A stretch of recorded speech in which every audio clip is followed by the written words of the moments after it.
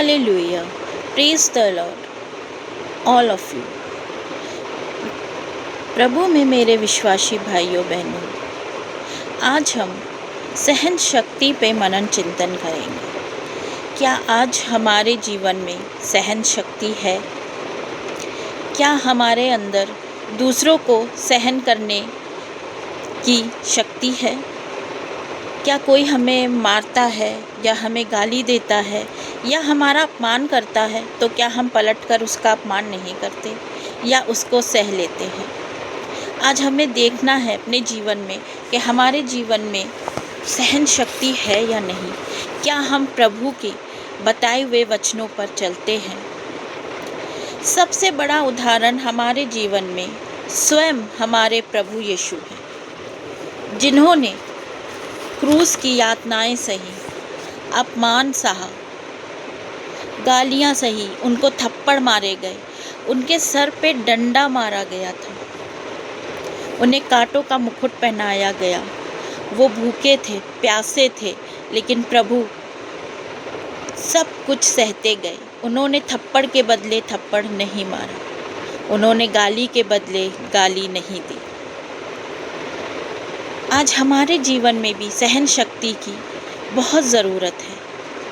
जगह जगह ईसाइयों को परेशान किया जा रहा है, विश्वासी भाइयों को, मसीहों को तकलीफ़ दी जा रही है, मगर हम उसे सहते हैं क्योंकि प्रभु ने कहा है, खुद प्रभु का वचन कहता है कि तुमसे पहले तुम्हारे पूर्वजों और नबियों के साथ भी उन्होंने ऐसा ही किया।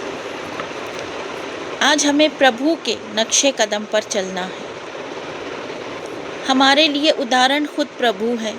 उन्होंने हम सबको प्रेम और मेल मिलाप का पाठ पढ़ाया।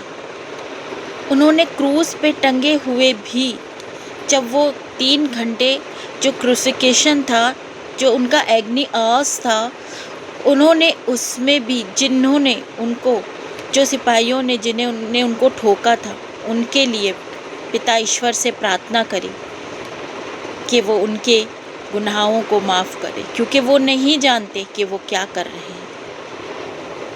हमें आज संवेदनशील होने की ज़रूरत है। हमारे अंदर सहन शक्ति होनी चाहिए। हमारे परिवार में भी कोई ना कोई ऐसा सदस्य होता है जिससे हम काफ़ी इरिटेट हो जाते हैं, लेकिन हमें उसे सहना है। प्रभु का वचन भी कहता है कि हमें उन्हें सहना है, हमें उनके साथ में चलना है। अपनी सहन शक्ति को बढ़ाइए, प्रभु की तरह बनिए। जैसे प्रभु ने क्रूस की यातनाएं झेली, किसके लिए? हमारे लिए। अपना जीवन दान दिया हमारे लिए। संत पौलुस और सिलास जब कैद में बंद थे, उनको एक कांट पे, लकड़ी पे, उनके पैरों में लोहे की बेड़ियां बांध के कीलों से ठोक दिया गया था, उनके हाथ पैरों को। लेकिन उन्होंने किसी चीज़ की शिकायत नहीं करी। उन्हें कोड़े मारे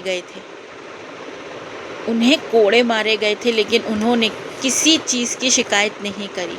जब वो महिमा के साथ प्रभु की स्तुति आराधना करने लगे, गीत गाने लगे, प्रभु की स्तुति करने लगे, तो अपने आप ही उनकी बेड़ियां टूट गईं और जेल खाना, जहाँ उन्हें रखा गया था, जिस जेल में, उसके दरवाजे खुल गए।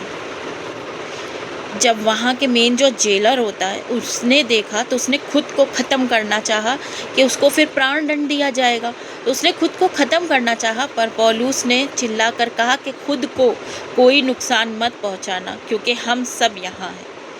उसके बाद उसने प्रभु पे विश्वास लाए और अपने पूरे परिवार के साथ पौलुस से बपतिस्मा लिया। उनके घावों पे तेल लगाया, मरहम पट्टी करी पौलुस और सिलास की। तो इसको कहते हैं सहन शक्ति। उन्होंने उसका विरोध नहीं किया।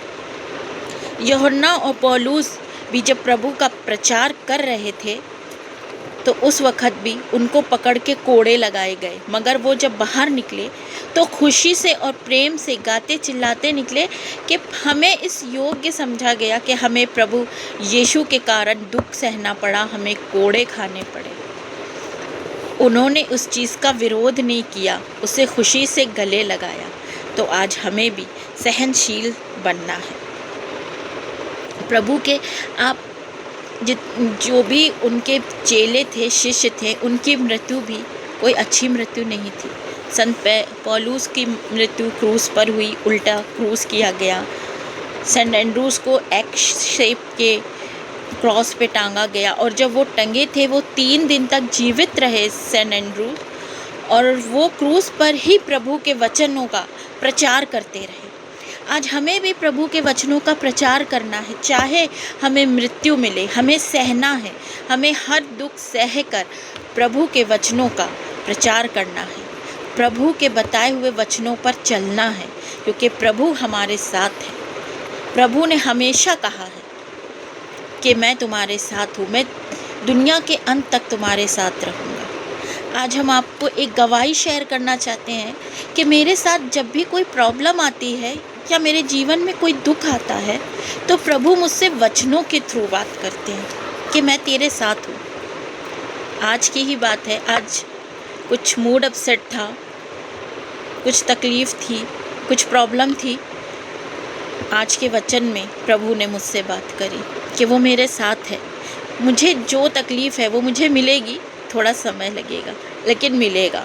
तो इसी तरह जब आप प्रभु के निकट जाएंगे तो प्रभु आपसे बात करेंगे, वचनों के थ्रू बात करते हैं। आपको पता होगा बाइबल हमसे बात करती है, हर व्यक्ति से अलग बात करती है। जिसका जो समस्या होती है वो बाइबल उससे उस तरीके से बात करती। आज प्रभु मुझसे बात करते, मेरी कोई भी दिक्कत होती प्रभु मुझसे वचनों के थ्रू बात करते। आज मेरी बहुत बड़ी प्रॉब्लम प्रभु ने दूर करी है। इसी तरह हमें सहनशील बनना। मैंने भी अपनी उस तकलीफ़ को प्रभु से बोला और सहन करने की कोशिश करी कि मैं उस चीज़ को सहनशील बनूं।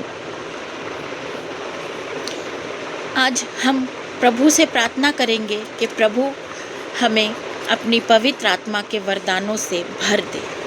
पवित्र आत्मा के 7 वरदान से प्रेम, आनंद, शांति, संयम, दया, भलाई, विश्वास, नम्रता, ये सब पवित्र आत्मा के 7 वरदान हैं।